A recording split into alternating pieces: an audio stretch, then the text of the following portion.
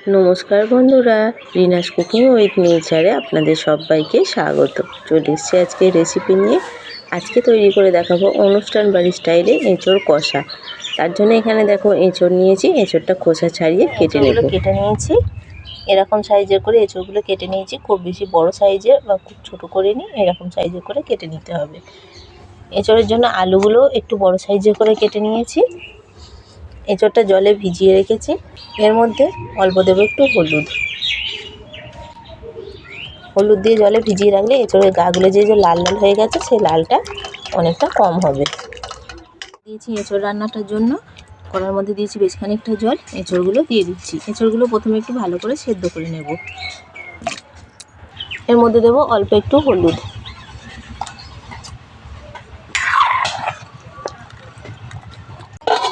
ঢাকা দিয়ে দিলাম। ঢাকা দিয়ে এঁচোড়টা এবার সেদ্ধ করে নেব।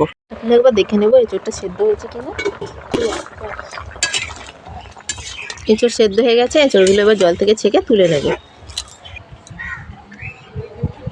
কড়া বসিয়ে দিয়েছি, কড়ার মধ্যে দিলাম সর্ষের তেল। তেল গরম হয়ে গেছে, প্রথমে আলুগুলো ভেজে নেব। দেব হলুদ,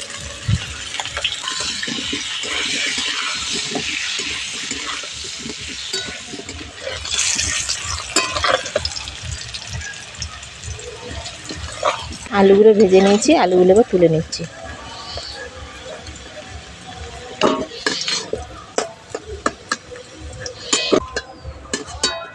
তেলের মধ্যেই সেদ্ধ করে রাখা এঁচোড়টা ভেজে নেব।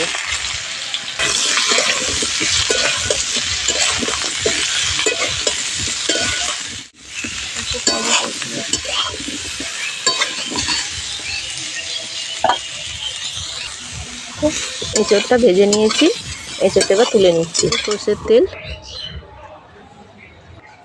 ফোড়নে দেবো দুটো শুকনো লঙ্কা, অল্প দেবো একটু গোটা জিরে।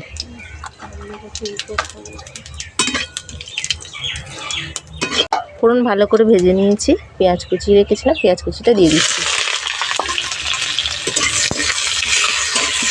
পেঁয়াজটা ভালো করে ভেজে নেব। পেঁয়াজটা ভেজে নেওয়ার পর এর মধ্যে দিচ্ছি আদা রসুন বাটা। আদা রসুন বাটা দিয়েও খুব ভালো করে এটা কষিয়ে নিতে হবে, যাতে আদা রসুনের কাঁচা গন্ধ না থাকে। পেঁয়াজের সঙ্গে আদা রসুনটা দিয়ে খুব ভালো করে কষিয়ে নিচ্ছি। আদা রসুনের কাঁচা গন্ধ চলে গেছে। এবার কেটে রাখা টমেটো কুচিটা দিয়ে দিলাম। টমেটোটা দিয়েও খুব ভালো করে এটা কষিয়ে নিতে হবে। দেখো সমস্ত কিছু একসঙ্গে খুব ভালো করে কষিয়ে নিয়েছি। টমেটোটাও নরম হয়ে গেছে। এবার এর মধ্যে কিছু দেবো গুঁড়ো মশলা। প্রথমেই দিলাম এখানে অল্প হলুদ গুঁড়ো, তারপর দিচ্ছি এখানে জিরের গুঁড়ো, তারপর দেবো এখানে ধনের গুঁড়ো, তারপর দেবো এখানে ঝাল লঙ্কার গুঁড়ো, আর কালারের জন্য অল্প দিলাম একটুখানি কাশ্মীরি লঙ্কার গুঁড়ো। সমস্ত মশলার সঙ্গে আবারও খুব ভালো করে কষিয়ে নিতে হবে। মশলা থেকে যতক্ষণ না তেল ছাড়ছে মশলাটা খুব ভালো করে কষিয়ে নিতে হবে। দেখো মশলা খুব ভালো করে কষিয়ে নিয়েছি। এইভাবে করে একটু ঢাকা দিয়ে ঢাকা খুলে মশলাটা কষিয়ে নেব। ঢাকাটা এবার খুলে নিচ্ছি। দেখো মশলা খুব ভালো করে কষানো হয়ে গেছে। এঁচোড়টা আমরা অনেকে অনেক রকমভাবে করে থাকি। আমি যেভাবে করছি এইভাবে কিন্তু একবার করে খেয়ে দেখতে পারো, খেতে কিন্তু দুর্দান্ত লাগে। এইভাবে রান্না করলে মাংসের স্বাদকেও কিন্তু হার মানাবে। খুব ভালো করে মশলা ভেজে নেওয়ার পর ভেজে রাখা আলু, এঁচোড় দিয়ে দিলাম। তার সঙ্গে দিলাম দুটো চেরা কাঁচা লঙ্কা, আর দিলাম অল্প একটু কড়াইশুঁটি। সমস্ত কিছু একসঙ্গে আবারও খুব ভালো করে কষিয়ে নিতে হবে। আর এই মশলাটার সঙ্গে যত ভালোভাবে কষানো হবে তত কিন্তু এর স্বাদটা বেশি ভালো লাগবে খেতে। ওপর দিয়ে অল্প দিয়ে দিলাম নুন। আমি আগে নুন ব্যবহার করিনি, এখন এবার পরিমাণ মতো নুন দিয়ে দিলাম। নুন দিয়েও আবারও খুব ভালো করে সমস্ত কিছু মিশিয়ে নিচ্ছি। আর এঁচোড় সেদ্ধ করে ভেজে নিয়েছি। এইভাবে করে কষে নিলে কিন্তু এঁচোড়ের মধ্যেও বেশ ভালো করে মশলা ঢুকবে, খেতেও কিন্তু আরও ভালো লাগবে। দেখো দেখে কতটা সুন্দর লাগছে, কত সুন্দরভাবে কষানো হয়ে গেছে। এবার এর মধ্যে দিলাম পরিমাণ মতো জল, বেশ খানিকটা জল দিয়ে দিলাম। জল দিয়ে ঢাকা দিয়ে দেবো। ঢাকা দিয়ে এবার আলু এঁচোড় আর একটু ভালো করে ফুটিয়ে নেব।